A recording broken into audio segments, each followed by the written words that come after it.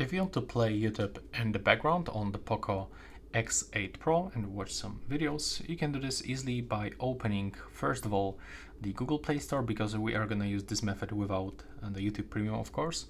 And you have to download the black screen video screen off application. When you get it on your phone, you will have to just open this one, and now we have to click to get started.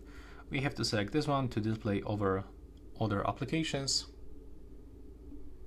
Now we have to go back and we have to select post notifications. Now click continue. You don't have to purchase that premium account, you can just skip this one. Click consent, and here, by the way, you can also find some other options about this black screen mode. There's a lot of things. You can even show the battery percentage and stuff like this, but basically if you want to start, you will have to click start.